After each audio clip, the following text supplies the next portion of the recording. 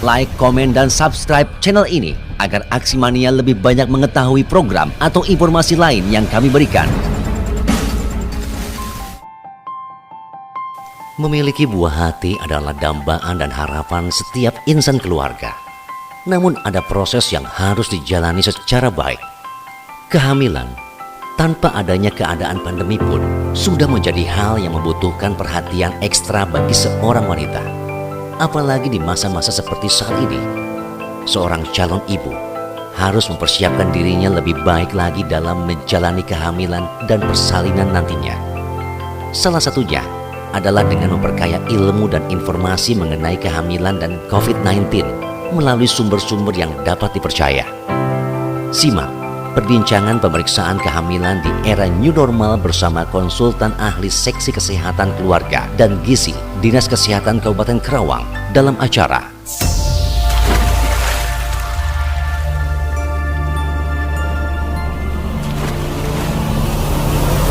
di telinga, dekat di hati. Halo, Aksi Mania, Muhammad Azmi di sini kembali lagi di Ruang Kerja. Dan kali ini kita akan berbincang-bincang spesial tentang kesehatan. Biasanya kita ngomongin politik atau pemerintahan, sekarang kita ngomongin kesehatan biar agak sehat. Karena sehat itu mahal dan nomor satu. Saya nggak sendirian, ditemenin sama ibu dokter yang cantik. Hari ini ada Ibu Dokter Imas Masito, spesialis POG itu apa ya dok? Obstetri dan ginekologi. Oke. Jadi gampangnya kandungan dan kebidanan. Ibunya dokter ya, ibu. ini apa namanya penting banget nih untuk ibu-ibu, calon ibu dan juga para ibu ya dok ya. Iya. Nah kita ini sengaja pingin banget dokter hadir di studio karena kita mau ngomongin kesehatan khususnya di era new normal ya dok ya. New normal. Nah nggak kemarin sih, maksudnya saya punya anak nih dok, punya anak saya sekarang udah 1 tahun 4 bulan. Iya. Nah berarti pas istri hamil itu udah di masanya COVID. Oke, waktu iya.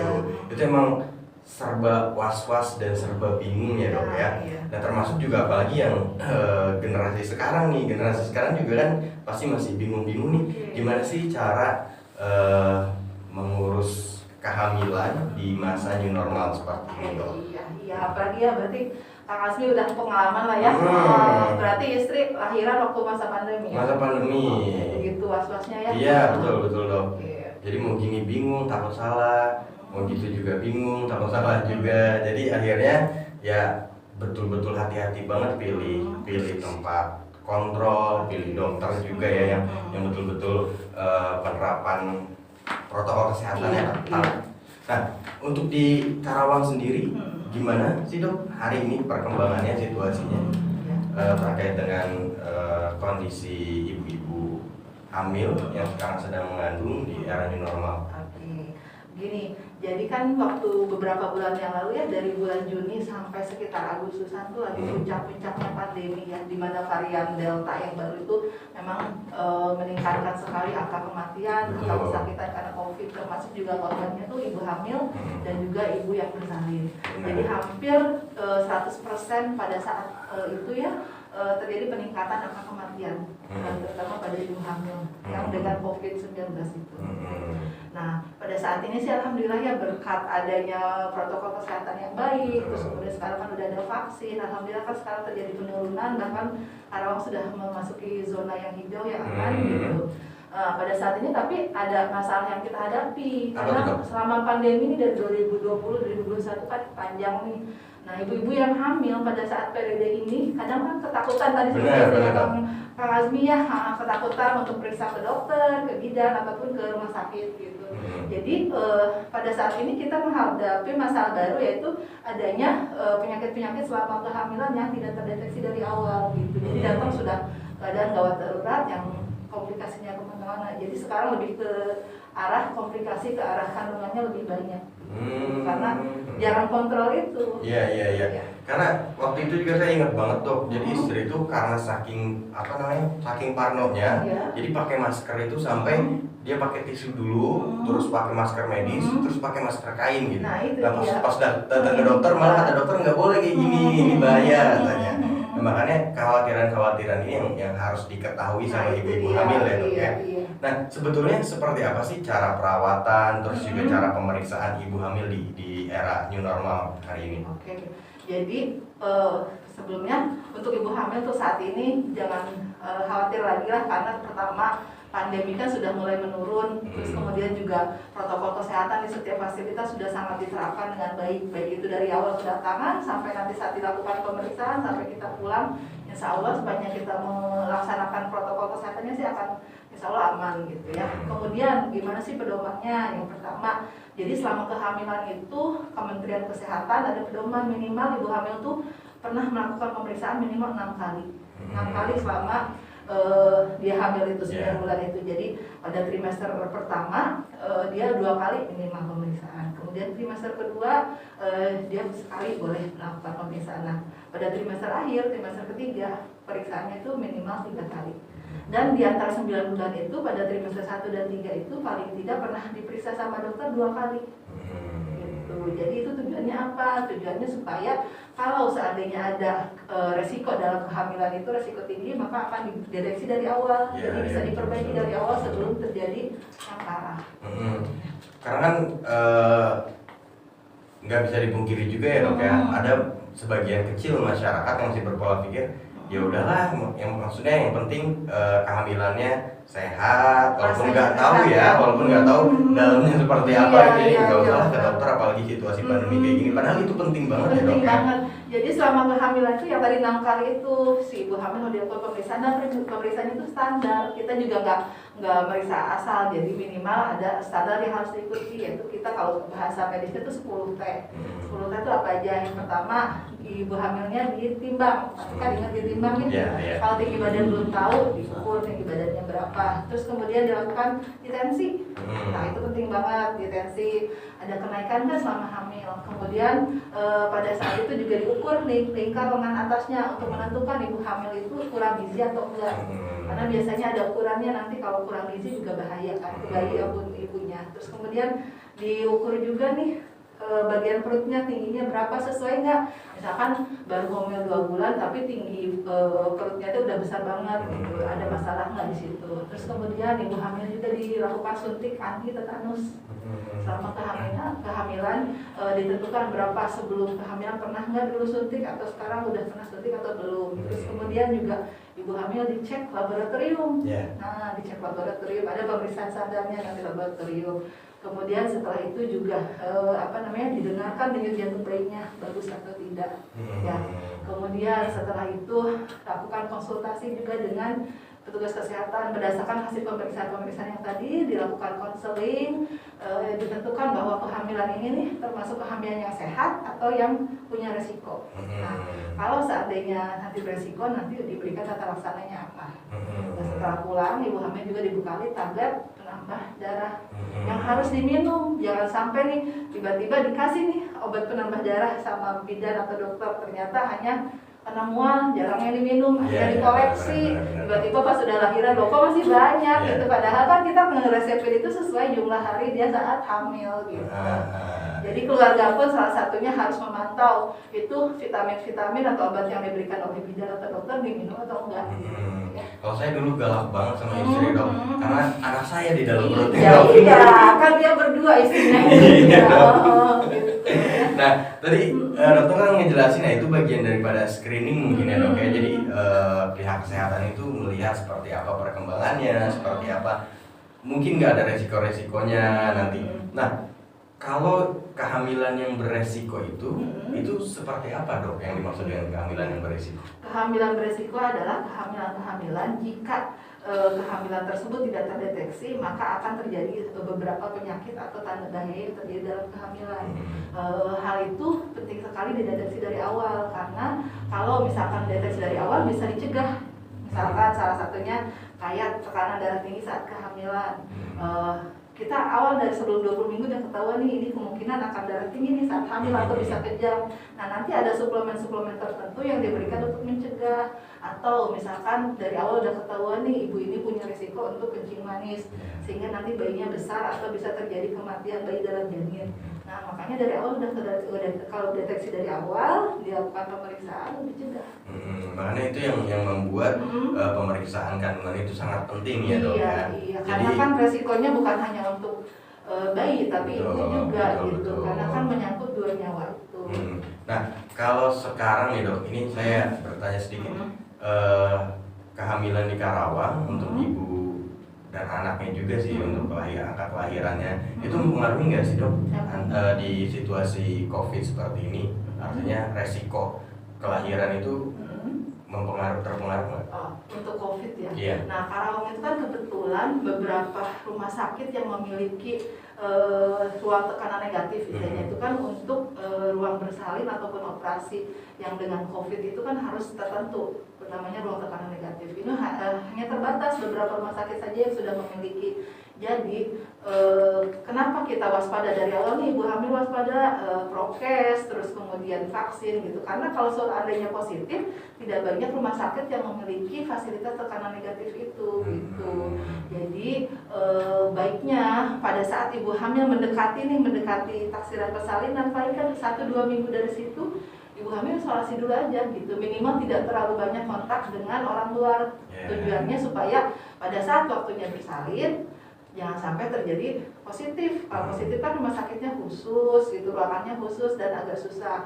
Mungkin sih sekarang situasinya sudah berbeda, sudah banyak penurunan, tetapi pada saat bulan-bulan kemarin di mana rumah sakit semua penuh, akhirnya kan chaos juga. Betul. Makanya walaupun misalkan sekarang sudah mereda, prokes dan vaksin juga harus tetap dilakukan. Betul. Nah, ngomong-ngomong soal pemeriksaan kehamilan, ini pengalaman saya kemarin ya pas istri hamil itu, jadi selain jadwal untuk pemeriksaan kan biasanya rutinnya sebulan sekali ya.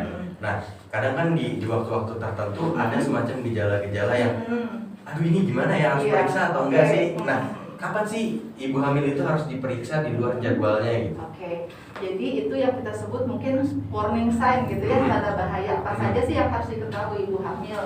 Jadi saat tanda itu muncul, segeralah berobat gitu ya, ke bidan ataupun ke rumah sakit. Pada dasarnya tuh ada 7. Yang pertama gangguan napas.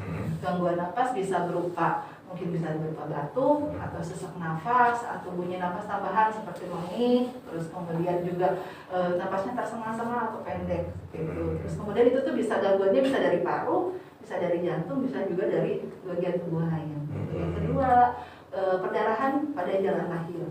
Perdarahan itu bukan hanya bahaya pada awal-awal aja. Pada awal kan mungkin bisa terjadi keguguran, tapi pada akhir kehamilan juga bahaya. Mungkin bisa terjadi itu apakah dari plasenta yang lepas ataupun ada ari-ari yang menutupi jalan lahir. Itu ada plek atau perdarahan, segera hubungi. Yang ketiga, demam yang sangat tinggi, yang tidak turun. Misalkan tidak ada ibu hamil demam, kemudian minum obat penurun demam, biasalah gitu ya. Kemudian itu nggak turun-turun, segeralah lakukan pemeriksaan.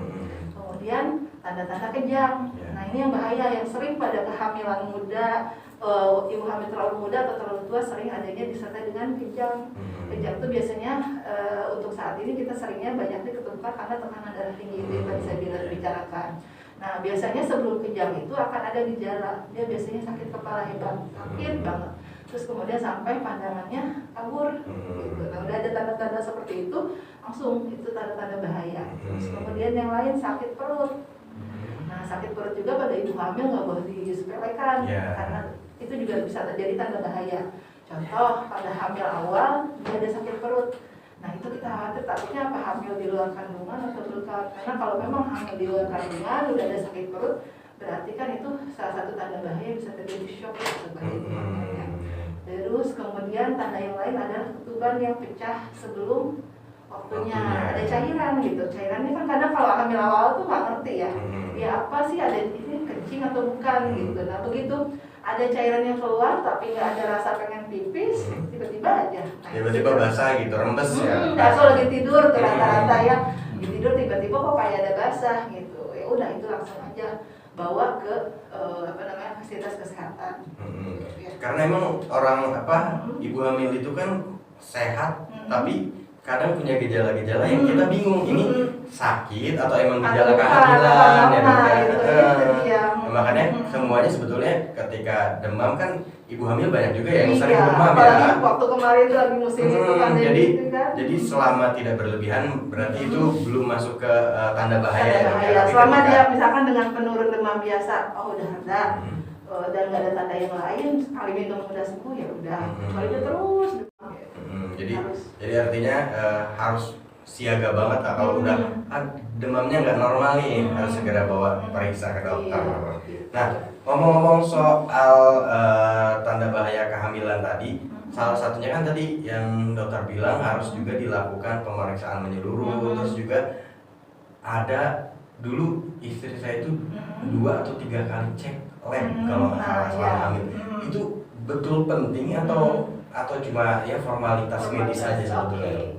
Nah, pemeriksaan lab itu sangat penting gitu. Itu salah satu yang tadi di 10T itu kan makanya salah satu poin di 10T itu ada pemeriksaan laboratorium.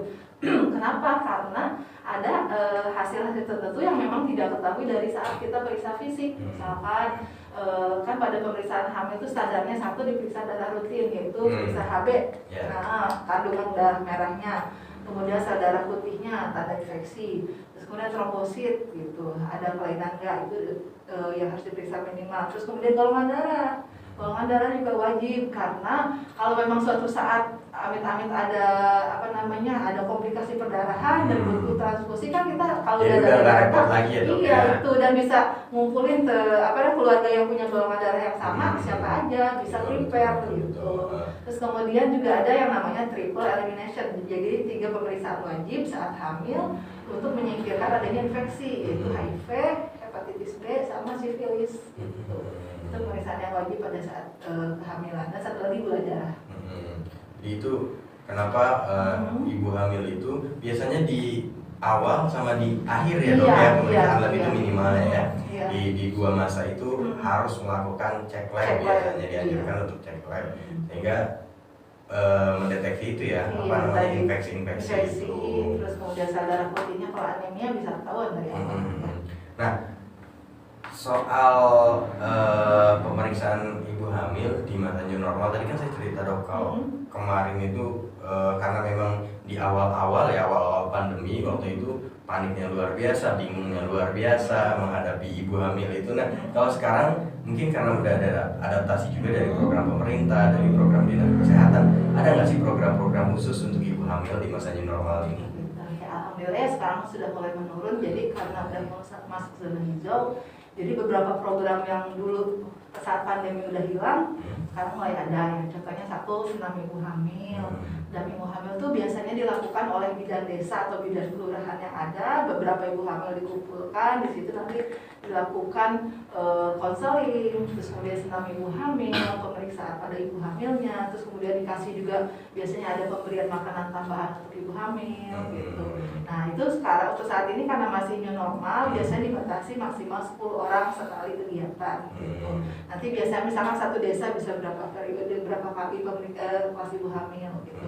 Itu penting karena dari situ ibu hamil bisa tahu gitu, dilakukan pemeriksaan juga, ada juga nanti edukasinya gitu. Kemudian juga sudah mulai ada posyandu sekarang. Nah, pada saat posyandu juga dilakukan pemeriksaan juga oleh bidan dan tenaga kesehatan pada ibu hamil maupun bayinya gitu. Nah, kemarin kurang lebih 1 tahun berarti ya posyandu itu sempat libur ya dok ya. Tapi sekarang berarti sudah mulai walaupun dengan masih dengan protokol yang sangat ketat ya dok ya. Nah, selain dengan program-program tadi, ini saya mau tanya nih dok, karena masanya new normal pasti ada perbedaan dong cara-cara kalau mau periksa kandungan, periksa kehamilan dengan dulu sebelum ada COVID. Dan sekarang gimana sih dok perbedaannya? Perbedaannya ya, pada dasarnya sih kalau untuk pemeriksaannya sendiri sih masih standar ya seperti tadi. Kemudian tapi paling dari kebiasaan-kebiasaan barunya, misalkan saat datang ibu hamil harus tetap memakai masker. Untuk anjurannya kan sekarang masker namanya double mask. Jadi di dalam memakai masker medis, lapisan luarnya memakai masker kain. Itu yang standar sekarang dari Kementerian Kesehatan, itu terbukti efektif untuk mencegah termasuknya virus gitu. Kemudian saat berangkat siapkan satu masker cadangan karena kan takutnya nanti basah atau kena keringat gitu ya. Nanti kalau sudah basah ya udah diganti gitu. Kemudian tetap bekal hand sanitizer ya sekarang. Terus kemudian ibu hamilnya juga harus makan dulu karena kan sekarang di rumah sakit, kalau zaman dulu kan masih ada kantin atau apa, sekarang kan masih tutup. Jadi ya sebaiknya sih di rumah makan dulu biar enak, nanti kalau misalkan ngantrinya agak lama ibunya jadi udah sarapan udah makan. Kemudian pada saat datang kan biasa dilakukan pemeriksaan terlebih dahulu, di screening, namanya screening ada ke arah gejala COVID atau enggak. Kalau memang ke arah gejala COVID pasti diarahkan nanti ibunya ke ruang khusus, tapi kalau tidak ada langsung bisa lanjut ke dokter atau bidan. Kemudian nanti pada saat itu ya biasa dilakukan pemeriksaan suhu, di screening gitu. Ya, seperti itu. Nah ini aku mau tambah sedikit pertanyaan itu. Sebetulnya ketika seorang ibu hamil terus ternyata terpapar COVID-19, itu akan berpengaruh nggak sama kandungannya, sama janinnya? Tergantung saat trimester berapa dia kena gitu ya. Rata-rata kalau misalkan pada trimester awal dia kena, pengaruhnya itu bisa menyebabkan beberapa, ini kasus itu menyebabkan keguguran gitu, atau kematian bayinya dalam janin. Kalau semester dia terkena semester 2 atau 3, bisa menyebabkan satu, pertumbuhan janinnya agak terhambat, jadi lebih kecil daripada hamil yang tidak terkena COVID gitu. Terus kemudian memiliki resiko tinggi terjadinya preeklamsi. Preeklamsi itu tadi yang tekanan darah tinggi saat kehamilan yang bisa menyebabkan kejang. Nah, itu rata-rata beberapa komplikasi yang sering terjadi pada COVID saat hamil. Nah, makanya ini juga untuk ibu hamil jadi harus lebih protektif lagi sama dirinya sendiri, termasuk juga di keluarganya juga ya, terutama suami. Jadi keluarga yang tinggal itu yang sama ibu hamil tuh harus menjaga diri juga, jangan sampai ibu hamilnya udah terproteksi nih, dia udah nggak kemana-mana, tapi ternyata keluarga yang tinggal serumah masih kurang prokes gitu. Termasuk juga apalagi suami ya Bu ya, yang tinggal satu kamar atau kasur gitu, itu harus betul-betul protektif juga. Nah tentu ketika masa new normal yang namanya ibu hamil di era yang normal aja, itu harus betul-betul nutrisinya, vitaminnya, asupannya terpenuhi banget, apalagi di era yang baru ini ya, yang dimana-mana ada virus, dimana-mana ada penyakit. Nah, panduannya seperti apa nih Dok? Mungkin biar ibu-ibu yang lagi hamil bisa lebih memaksimalkan lagi kesehatannya. Jadi baiknya tuh sekarang tuh nutrisinya, kalau zaman dulu tuh jargonnya tuh 4 sehat 5 sempurna ya, dengan susu gitu disempurnakan. Kalau sekarang tuh panduannya adalah gizi seimbang. Jadi pada saat sekali makan tuh ada kandungan karbohidratnya, protein nabati, protein hewani, sayur mayur gitu yang mengandung vitamin dan mineral. Gampangnya gini, jadi pada saat trimester 1 nih, umur kehamilan 1 sampai 12 minggu itu minimal dapat 5 porsi karbohidrat. Karbohidratnya nggak usah selalu dari nasi, misalkan ibunya kan trimester awal tuh masih ada mual, karbohidrat bisa diganti kentang, bisa diganti oatmeal, yang banyak sih sebenarnya pilihannya ya, atau jagung gitu ya. Terus kemudian dia minimal sehari itu dapat 5 porsi karbohidrat. Kemudian proteinnya itu ada protein nabati, ada protein hewani. Baiknya tuh pada trimester 1 tuh ada sekali makan sehari itu ada 4 porsi protein nabati. Protein nabati itu ada dari tahu, tempe contohnya ya gitu. Terus kemudian protein hewani juga ada 4 porsi gitu. 4 porsi misalkan sepotong sekali makan ya, ada sepotong ikannya atau sepotong ayam atau daging gitu. Terus sayur mayur 4 porsi. Terus kemudian minum selama hamil paling nggak minimal 2,5 liter. Kalau dulu kan kita 18 ya, kalau kita lagi nggak hamil gitu, kalau ibu hamil itu minimal 2.500 cc, 2,5 liter sehari. Nah ini juga untuk untuk pemahaman juga ya untuk ibu-ibu hamil kan banyak juga nih Dok kayak di masa new normal ini kayak minum jamu lah, minum inilah. Nah sebetulnya boleh nggak sih minum yang lain-lain gitu ibu hamil? jamunya kita nggak tahu kan kandungannya dari situ ada kandungan apa saja. Kalau saya sih tidak menyarankan untuk minum jamu, takutnya nanti di situ terkandung ada bahan yang memang ternyata menginduksi mules ke ibu hamilnya, maka bahaya. Belum waktunya lahir tiba-tiba dia mules, kan nggak boleh gitu. Karena tidak semua merek jamu itu sudah terdaftar di Badan POM gitu. Apa ada yang berbahaya atau tidak, saya tidak bisa merekomendasikan gitu. Baiknya paling kalau ada itu minum tablet penambah darah yang diberikan sama bidan ataupun oleh dokter, itu benar-benar jangan lupa, jangan skip gitu. Jadi kalaupun mau menambah meningkatkan imunitas ya, dari alami paling ya. Jadi misalkan lemon hangat direbus sendiri atau jahe yang direbus sendiri kayak kalau itu masih boleh masih ya, boleh ya. Apalagi trimester awal kan lagi mual. Biasanya minum jahe misalkan ditambah susu hangat gitu, itu lebih membantu.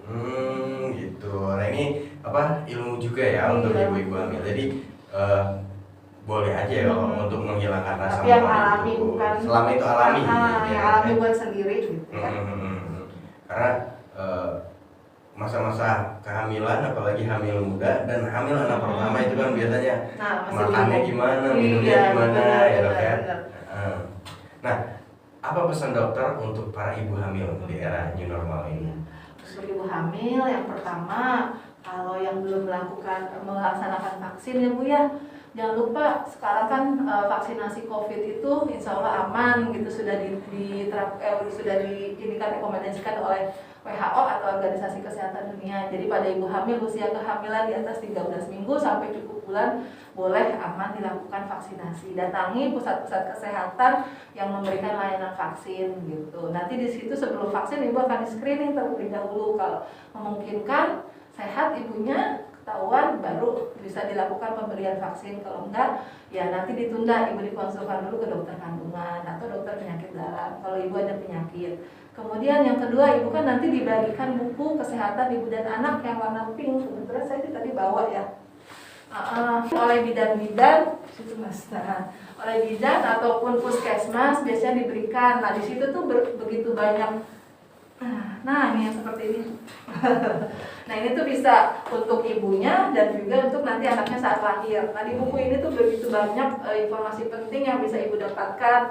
Salah satunya cara makan, nutrisi apa aja sih yang harus dipenuhi selama ibu hamil, kemudian tanda-tanda bahaya apa saja selama ibu hamil. Kalau misalkan ada tanda bahaya seperti ini, apa sih yang harus ibu lakukan gitu. Kemudian vaksin-vaksin apa saja yang harus diberikan selama hamil, ini semua lengkap ada di sini. Atau nanti pada saat anaknya sudah lahir, di sini juga ada panduan makanan, imunisasi selama anaknya baru lahir gitu sampai usia sampai usia anak 5 tahun tuh ada di sini semua panduannya lengkap. Jadi kalau dikasih buku ini, ibu jangan disimpan aja di tas gitu, dibaca.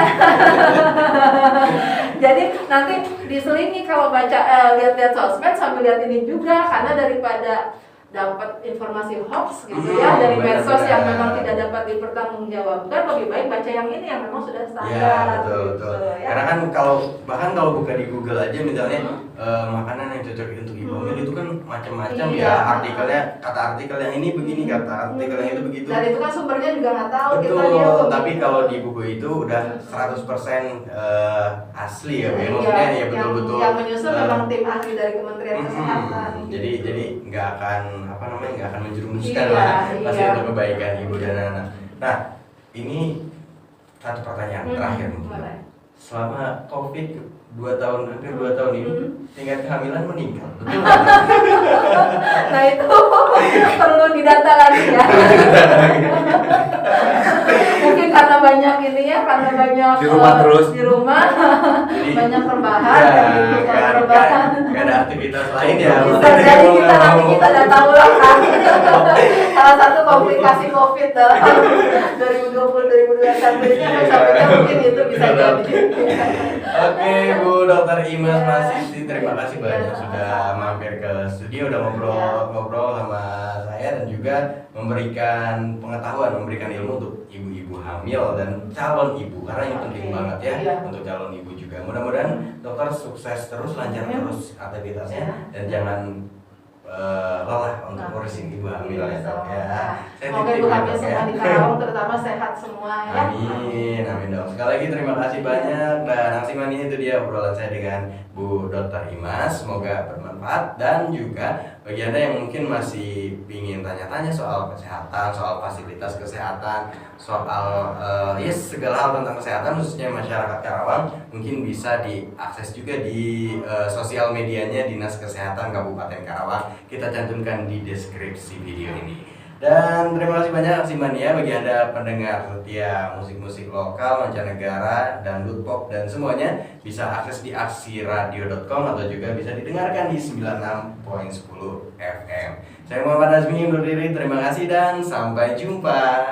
Radio siaran sosial dan niaga, akrab di telinga, dekat di hati.